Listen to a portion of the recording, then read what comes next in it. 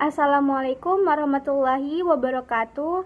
Perkenalkan, nama saya Siti Muawiyah dengan NIM terakhir 080. Di sini saya akan mewawancarai Bapak Reja Pahlevi MH. Sebelumnya, terima kasih banyak Bapak sudah bersedia untuk diwawancarai. Terima kasih sudah mau membantu saya memenuhi tugas UTS Perbankan Syariah. Baik, di sini saya akan mewawancarai Bapak mengenai transaksi-transaksi jual beli yang terlarang yang berhubungan dengan hukum ekonomi syariah. Baik Pak, langsung ke pertanyaannya. Untuk pertanyaan yang pertama, yaitu dalam bermuamalah ada transaksi-transaksi yang digunakan. Nah, dalam ekonomi syariah pasti transaksi yang digunakan pun sesuai dengan prinsip syariah. Bagaimana pandangan Bapak terhadap transaksi jual beli dalam hukum ekonomi syariah ini?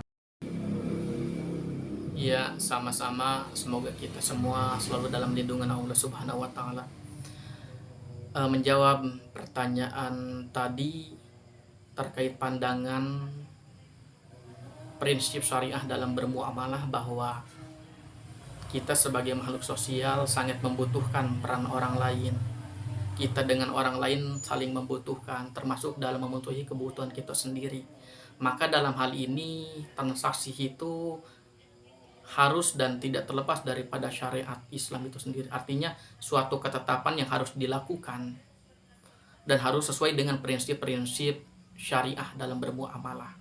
Salah satunya apa yang kita lakukan dalam bermuamalah, misalnya contoh dalam hal jual beli, utang piutang, pinjam meminjam, dan lain sebagainya, tidak terlepas daripada syariat Islam. Maka ada beberapa prinsip di sana yang harus ditanamkan oleh kita sendiri. Yang pertama, bahwa hukum daripada muamalah itu sendiri mubah. Artinya tidak boleh kita melakukan prosesi muamalah dalam kondisi bahwa sesuatu itu dihukumi haram. Jadi tidak diperbolehkan, harus mubah. Yang kedua, selain mubah atau diperbolehkannya suatu objek itu atau suatu cara yang dilakukan itu dalam konsep bermuamalah, yang kedua harus sukarela. Saya yang membeli, yang meminjam, yang membeli misalnya suatu barang harus sama-sama sukarela yang lain, atau sebaliknya harus suka sama suka, ridho, setuju di antara keduanya. Kemudian barang itu sendiri atau sesuatu yang kita lakukan itu ya bermanfaat. Jangan sampai kita membeli sesuatu, melakukan sesuatu, ternyata sesuatu itu tidak bermanfaat, bahkan mendatangkan madharat, maka tidak diperbolehkan. Jadi secara umum bahwa pandangan saya terhadap prinsip dalam bermuamalah, maka yang pertama tadi, sesuatu itu harus tidak terlepas daripada hukum Islam sendiri. Maka kesimpulannya adalah bahwa bermuamalah itu harus sesuai dengan tujuan hukum Islam itu sendiri, maqasidus syariah, menjaga diantaranya ya mal, harta, diantaranya ya menjaga diri, artinya menguntungkan secara syariat, kemudian kita sendiri merasa senang, dan itu tidak terlepas daripada kesukarelaannya kita diantara keduanya.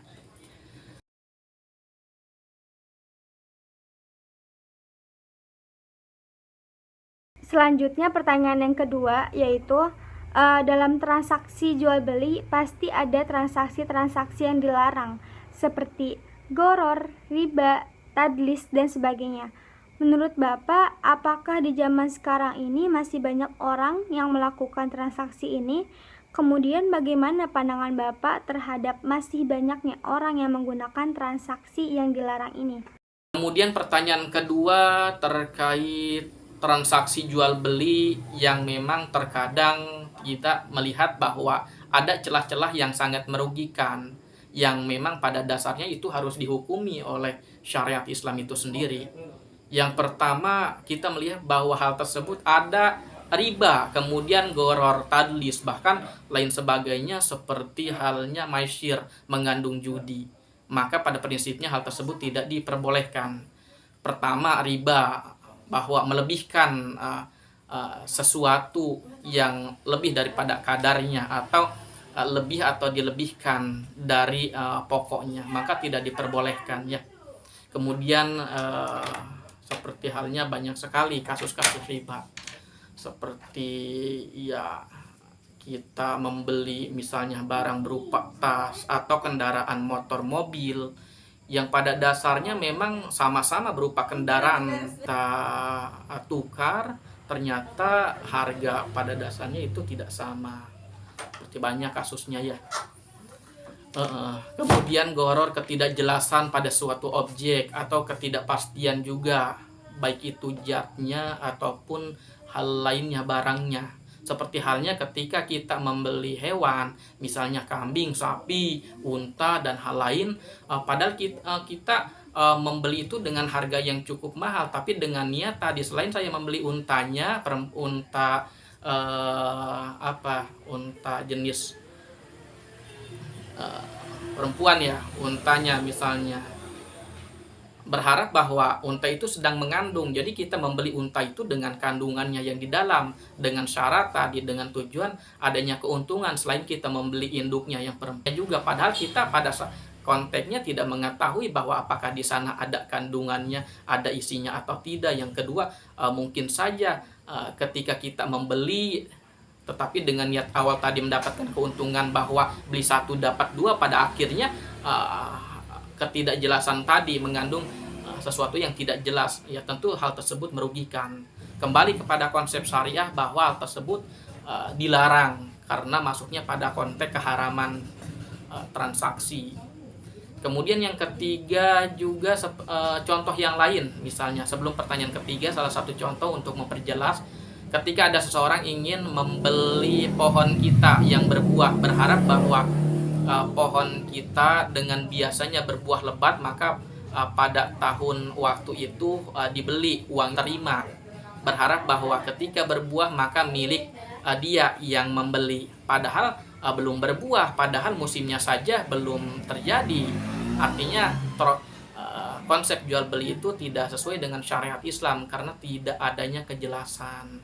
Ya tadi yang lebih jelasnya di kita itu tadi membeli sapi, kambing dalam kandungan, kemudian juga pohon berbuah pada kenyataannya belum berbuah kita beli, berharap bahwa nanti ketika berbuah kan akan banyak tuh, nggak tahu berapa, tetapi berharap ada keuntungan, tetapi pada konteksnya kita tidak tahu, maka itu dalam goror ya, ketidakjelasan. Ketiga, tadlis.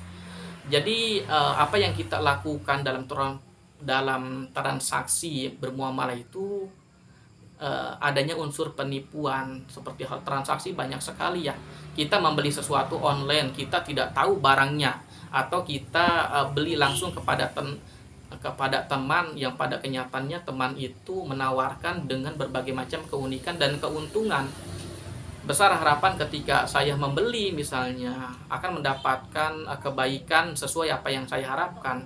Ternyata ketika barang itu diterima ternyata tidak sesuai sama sekali dengan harapan. Maka hal tersebut kembali pada unsur penipuan, ketidakjelasan. Seperti halnya dalam transaksi online, kita membeli, bahasa kita kan ada di salah satu aplikasi, namanya aplikasi jual beli, di sana kan ada namanya black box ya.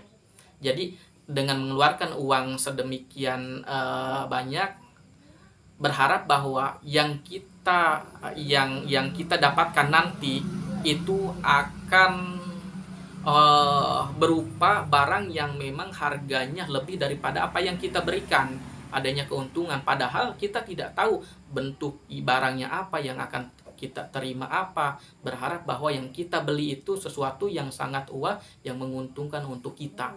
Tetapi ketika barang itu dikirim ke kita, ternyata kita kecewa. Kenapa? Karena tidak sesuai dengan uang yang kita keluarkan, yang kita beli. Seperti halnya teman ada, ketika dia mengeluarkan uang, kemudian berharap bahwa mendapatkan keuntungan banyak dari barang itu, ketika kemudian dikirimlah oleh kurir itu kepada kita, ketika kita buka hanya sekedar mainan kecil, hanya sekedar misalnya apa ya, hal-hal yang tidak sesuai dengan harga yang kita keluarkan, karena memang dalam aplikasi itu tidak dilihatkan objeknya, tidak dilihatkan. Maka dalam keseharian kita juga harus berhati-hati dalam transaksi bermuamalah, bahwa segala sesuatu apa yang kita lakukan harus sesuai dengan maqasidus syariah, syariat Islam.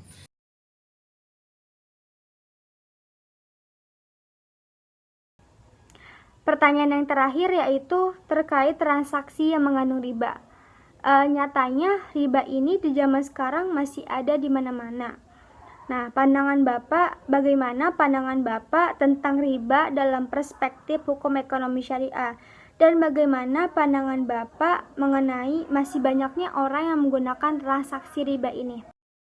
Ketiga, pertanyaannya tadi terkait riba dalam hukum, apakah ada sampai sekarang tanpa disadari, dan yang kita sadari juga bahwa banyak sekali hal tersebut beredar, ya, dilakukan oleh berbagai macam oknum, perorangan maupun instansi. Maka harus hati-hati dengan syarat, ya, kita harus belajar banyak mengenai prinsip dasar bermuamalah, belajar banyak mengenai ilmu-ilmu terkait ekonomi syariah, sehingga apa yang kita lakukan tidak terlepas daripada ajaran agama. Jangan sampai tadi kita rugi, orang lain rugi secara kebendaannya, amaliyahnya juga kita nanti rugi, ya, materi dan non materinya rugi kalau kita tidak memahami terkait prinsip dasar mengenai bermuamalah. Karena apa yang kita lakukan tidak terlepas daripada hukum Islam itu sendiri. Tadi pertanyaan akhir, bahwa riba banyak, kita pinjam meminjam, juga meminjam misalnya 1 juta dilebihkan, kemudian kita kredit kendaraan dan barang yang lainnya dalam kehidupan sehari-hari, kemudian ternyata pembayarannya itu, ya, yang dipinta tidak sesuai dengan apa yang kita pinjam. Ya, itu hal yang memang biasa kita lakukan, tetapi ketika kita kaji dalam perspektif syariah ekonomi, maka adanya ketidaksesuaian. Hal tersebut banyak di kita terjadi. Maka tadi berharap bahwa belajar prinsip dasar dalam bermuamalah agar kita tidak ketipu, agar kita mengetahui mana yang baik dan mana yang buruk. Yang terpenting adalah apa yang kita lakukan tidak terlepas daripada amaliyah yang baik. Mungkin itu saja yang disampaikan. Semoga bermanfaat dan dapat dimanfaatkan pada umumnya. Wallahul muwaffiq ila aqwamit thoriq. Wassalamualaikum warahmatullahi wabarakatuh.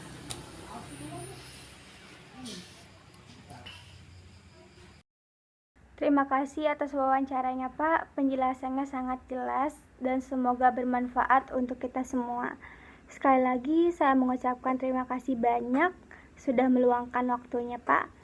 Semoga Bapak diberikan kesehatan selalu oleh Allah Subhanahu wa taala dan dimudahkan segala urusannya. Amin amin amin ya robbal alamin. Baik, cukup sekian dari saya. Kurang lebihnya mohon maaf. Wallahul muwaffiq ila aqwamit thoriq. Wassalamualaikum warahmatullahi wabarakatuh.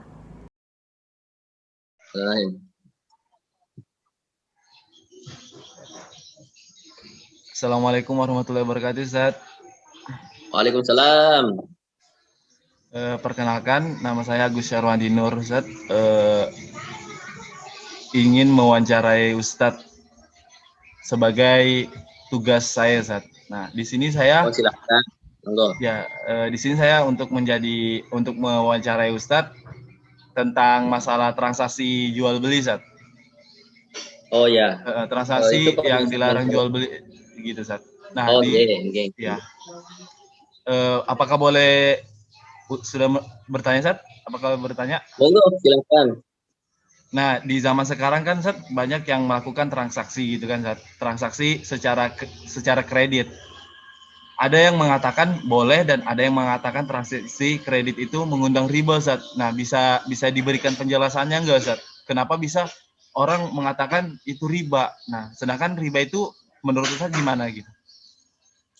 Baik. Jadi untuk yang pertama ini, itu memang kredit itu ada yang mengatakan boleh dan ada yang mengatakan tidak boleh. mengatakan tidak bolehnya karena mengandung unsur riba. Ya, unsur ribanya jelas karena lebih. Kan kredit itu seperti itu. Ketika misalkan harganya, ketika kita langsung cash, misalkan 12 juta ya, motor 12 juta. Tetapi ketika kita kredit itu kan bisa sampai 15 juta, 16 juta. Nah, mereka mengatakan ribanya itu ya di situ lebihnya, karena lebihnya itu. Tetapi di satu sisi ada yang mengatakan boleh. Nah, kenapa boleh? Kredit itu kan mengandung unsur waktu. Bisa jadi waktu lunasnya itu kan sampai 1 tahun, 2 tahun, bahkan 3 tahun, 4 tahun. Nah, sedangkan uang itu nilainya dari tahun ke tahun itu kan berubah. Jadi misalkan tahun ini uang 10.000 itu kan bisa jadi kena apel 2. Nah, untuk 4 tahun, 5 tahun yang mendatang bisa jadi uang 10.000 itu hanya bisa untuk membeli 1 apel. Jadi seperti itu. Jadi kenapa ada yang mengatakan bolehnya itu karena itu angka uang itu tiap tahunnya berubah gitu, berubah. Nah, kemudian yang selanjutnya yang mengatakan boleh itu kan pertama itu kan dari segi manfaat. Jadi misalkan orang membutuhkan motor. Nah, tetapi uangnya untuk membeli motor langsung itu tidak cukup. Nah, hadirlah dengan cara kredit. Kredit itu kan mempermudah, bisa dicicil tiap bulan, tiap bulan, tiap bulan. Meskipun nilainya berbeda ketika di cash, tapi kan tadi itu alasan bisa jadi karena nilai tukar uang tiap tahun berbeda dan karena ada alasan manfaat ini. Bukankah kredit itu bisa mempermudah saudara-saudara kita yang kekurangan tetapi misalkan ingin beli motor tapi kekurangan uang, nah, makanya bisa dengan kredit. Maka ada yang mengatakan boleh, ya bolehnya karena itu tadi, karena waktunya dari waktu ke waktu itu nilai uang berubah dan banyak manfaatnya bagi orang yang mereka misalkan masih kekurangan seperti itu. Jadi memang ada yang mengatakan boleh, ada yang mengatakan tidak boleh. Oh iya, Sat. Okay. Nah, yang kedua itu kan, Sat, saya ingin bertanya lagi, Sat. Ingin bertanya. Nah, yang kedua itu ada yang berkata, gimana sih, bagaimana hukumnya transaksi tukar tambah emas? Nah, kan kita ini kan di kalangan zaman ini pasti banyak ya, Sat, ya. Pasti otomatis keluarga kita juga itu pernah merasakan juga begitu. Nah, itu bagaimana, Sat, pendapat Ustadz juga? Nah, betul. Banyak praktek-praktek sebenarnya yang terjadi di masyarakat itu yang pada dasarnya itu tidak sesuai dengan konsep Islam. Salah satunya itu adalah tukar tambah emas. Kita ketahui bersama bahwa emas itu kan adalah salah satu barang ribawi gitu ya. Nah, ketika ada orang yang melakukan tukar tambah emas, misalkan emas lamanya dijual di suatu toko, kemudian toko itu memberikan emas yang baru, tetapi yang pemilik emas tadi itu menambah sejumlah uang, maka seperti itu tidak diperbolehkan. Karena kenapa? Itu tadi tukar tambah emas itu masuk ke dalam barang ribawi, misalkan bersama dengan perak itu dan beberapa barang lainnya itu termasuk barang ribawi emas itu. Maka cara yang seharusnya ketika seseorang itu menjual emas, itu emas lamanya itu dijual. Nah, kemudian pemilik toko itu harus menyerahkan dulu harga dari emas yang lama itu. Misalkan harga emas lamanya itu taruhlah misalkan 1 juta. Nah, pemilik toko itu tadi harus menyerahkan dulu uang 1 juta ini. Baru kemudian ketika orang yang punya emas tadi ini ingin membeli emas yang baru, misalkan harga emasnya 2 juta. Nah, baru yang 1 juta tadi itu setelah dikembalikan ke yang punya emas ini, terus dia yang tambah di situ, kemudian diserahkan ke pemilik toko 2 juta. Jadi harga dari penjualan emas lamanya itu harus diserahkan dulu kepada pemilik emas. Jadi tidak boleh langsung tukar tambah seperti itu, karena emas itu masuk ke dalam barang ribawi seperti perak dan beberapa barang lainnya. Nah, izin memotong, Sat. Nah, di situ kan bilang Ustadz, izin apa? Maksudnya itu harus kita ke tokonya langsung ya saja? Atau gimana? Ya, kita kan bukan hanya menjual emas, itu kan bukan hanya di toko, bisa jadi orang lain ya. Maksudnya ketika kita menjual emas lama kita ke orang lain, itu tidak boleh, dan orang lain itu misalkan punya emas baru untuk dijual lagi kepada kita. Jadi itu tidak boleh langsung serta-merta kita memberikan emas yang lama kita terus kita menambah uang dan emas barunya tadi dari orang yang satu itu kita langsung ambil, enggak. Jadi harus kita menyerahkan emas lama kita situ di orang tersebut atau toko tersebut. Kemudian harganya itu misalkan 1 juta harus dikembalikan dulu kepada kita, harus dibayarkan dulu. Nah, baru ketika kita ingin membeli emas yang baru lagi di situ, itu baru ditambahkan uang kita, misalkan harganya 2 juta baru ditambahkan 2 juta, kemudian diserahkan, baru kita diberikan emas yang baru. Jadi tidak boleh langsung emas lama, langsung kita tambah sejumlah uang lagi, langsung kita dapat emas yang baru. Jadi tidak boleh langsung, harus harga dari emas yang lama ini harus dikembalikan dulu kepada yang pemilik emas tadi. Jadi tidak boleh langsung, harus ada kembalian dulu gitu. Karena emas itu masuk ke dalam barang ketahui. Dan kalau untuk emas itu tidak mesti menjual emas di toko, nggak mesti, bisa jadi ke orang lain kan.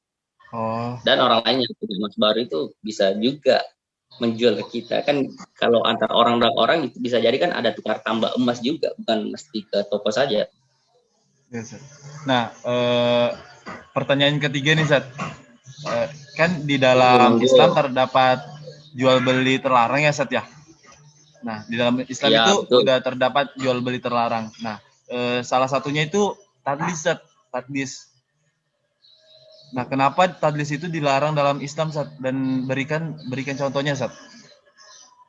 Gini, pertama kita harus pahami itu dulu, itu kan jual beli tadlis itu kan mengandung unsur penipuan ya. Iya, Zat. Penipuan. Nah, sedangkan kalau transaksi itu kan harus jelas, tidak boleh ada unsur tipu-tipu, semacamnya dan semacamnya. Nah, ketika misalkan ada unsur penipuan, maka otomatis itu jual belinya ya tidak diperbolehkan, atau enggak ya tidak salah gitu. Nah, contoh tadlis ini saya berikan contoh, misalkan ketika seorang penjual misalkan menjual sebuah laptop dan sebenarnya harga laptop itu sudah turun. Penjual ini mengetahui harga laptop itu sudah turun, tetapi dia masih tetap menjual harga laptop itu dengan harga yang mahal tadi itu. Nah, maka itu kan dia seharusnya itu kan penjual laptop itu karena harga laptop itu dia sudah tahu turun, maka dia harusnya juga menurunkan harganya. Seakan-akan ketika dia tidak menurunkan harganya, maka orang yang membeli laptop tadi itu kan tersiksa gitu. Tersiksanya kenapa? Karena dia harus membeli laptop yang mahal tadi. Membeli laptop yang mahal, padahal harganya sudah turun. Dan penjual tadi ini tidak memberitahukan yang sebenarnya bahwa harga laptop itu sudah turun. Jadi ada sesuatu yang tidak jelas, ada sesuatu yang tidak dikatakan dengan sebenar-benarnya sesuai dengan apa yang terjadi pada saat itu. Misalkan bisa jadi kan harga satu HP itu harganya itu 2 juta ya, 2 juta. Sudah turun jadi 2 juta.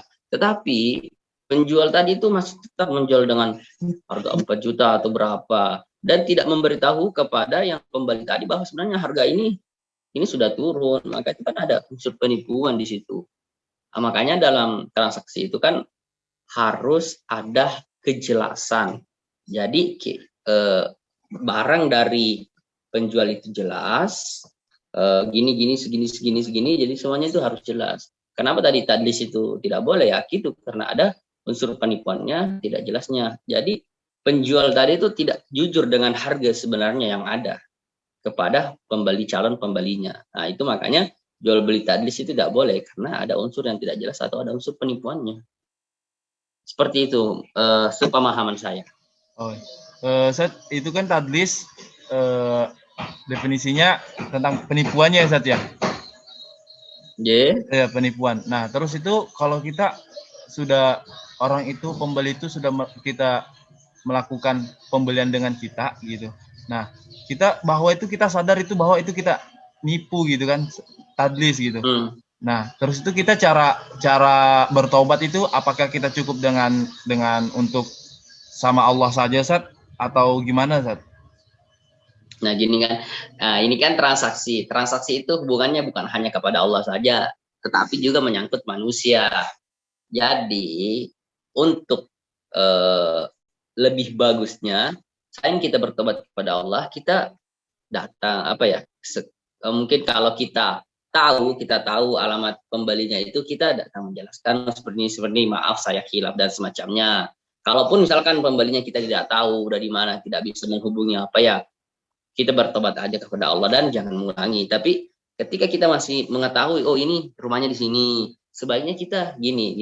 Kan ini kan bukan hanya hubungan kepada Allah saja. Beda kan ketika misalkan kita sholat, itu kan kita kepada Allah. Tapi ini kan transaksi, melibatkan orang lain, melibatkan manusia lain, maka bertobatnya juga harus ke orang lain tersebut, ya, kita dengan cara minta maaf. Kalaupun sudah tidak bisa lagi ditemukan orangnya atau dilacak posisinya, maka kita bertobat aja kepada Allah dan jangan mengulanginya lagi. Seperti itu.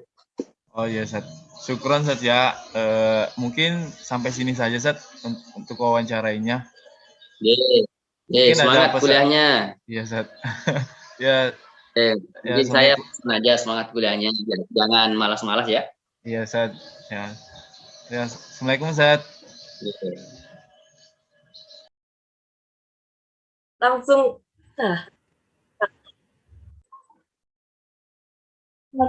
Assalamualaikum warahmatullahi wabarakatuh. Waalaikumsalam warahmatullahi wabarakatuh.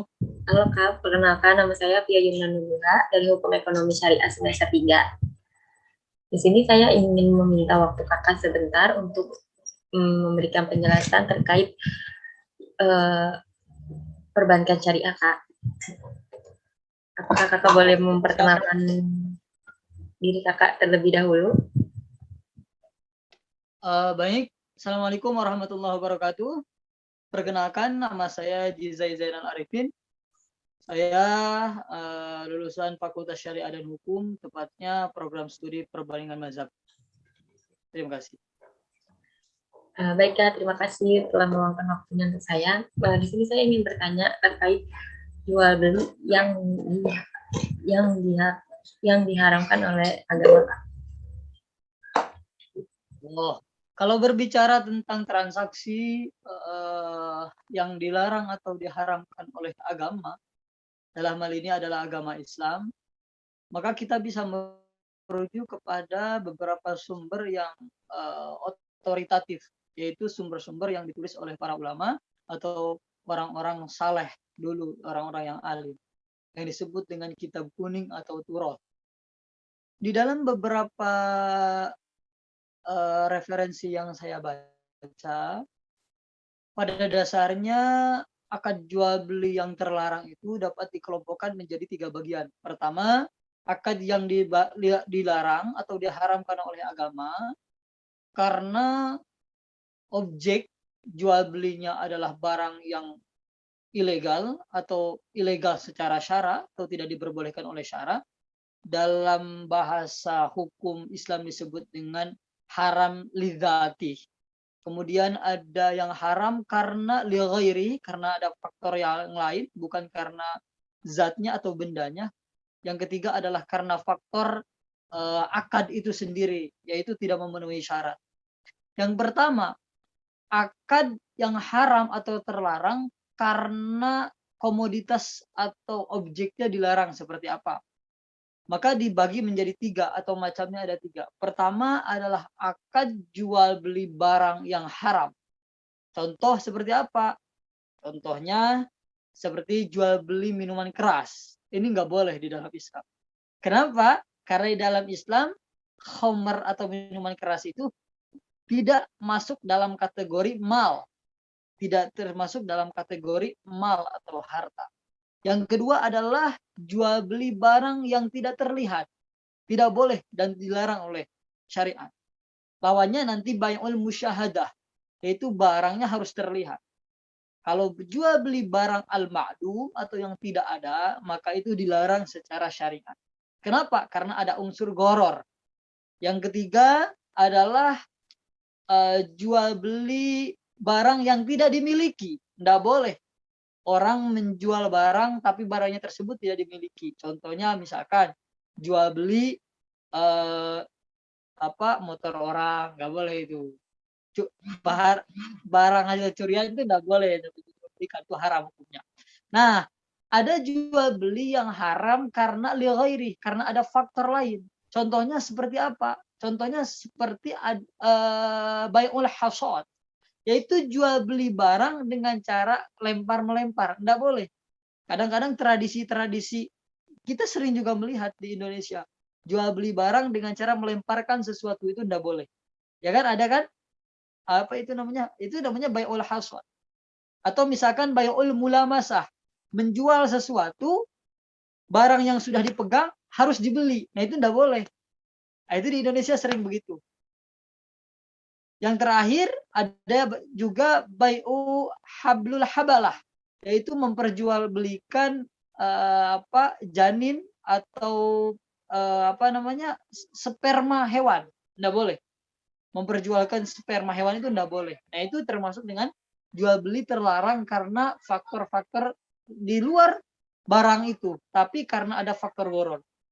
Juga kadang ada faktor tadlis atau menipu. Contoh apa? Jual beli barang dengan kualitas yang buruk, tapi disebutkan dengan kualitas yang baik, tidak boleh. Jual beli barang dengan dikurangin timbangannya atau takarannya juga tidak boleh. Ini adalah jual beli yang dilarang. Nah, yang ketiga ada jual beli yang haram karena faktor akadnya tidak terpenuhi.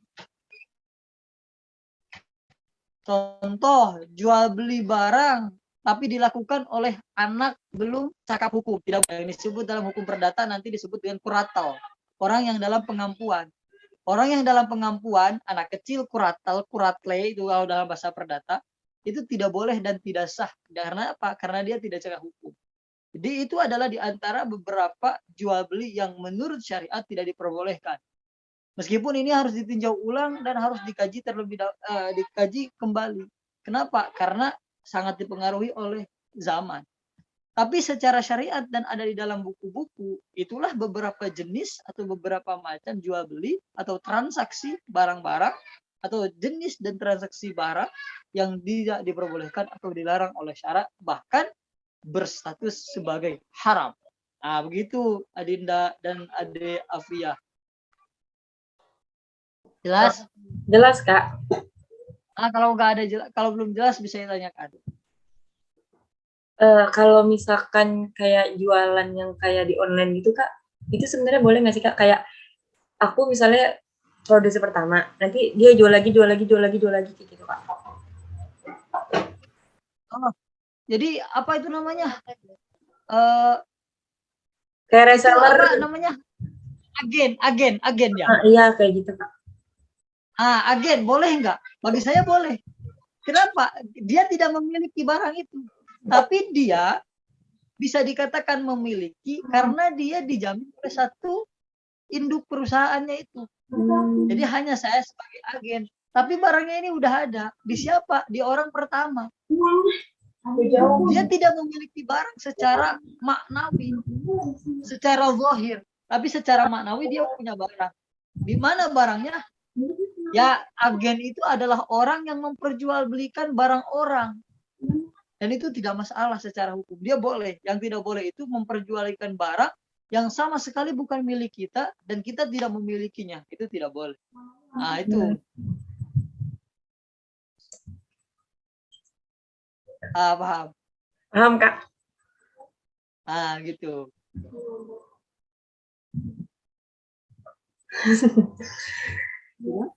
Sudah, Kak. Terima kasih, Kak, atas penjelasannya. Ya, terima. Atas peluangan waktunya, Kak. Cukup sekian, Kak. Assalamualaikum warahmatullahi wabarakatuh. Waalaikumsalam warahmatullahi wabarakatuh.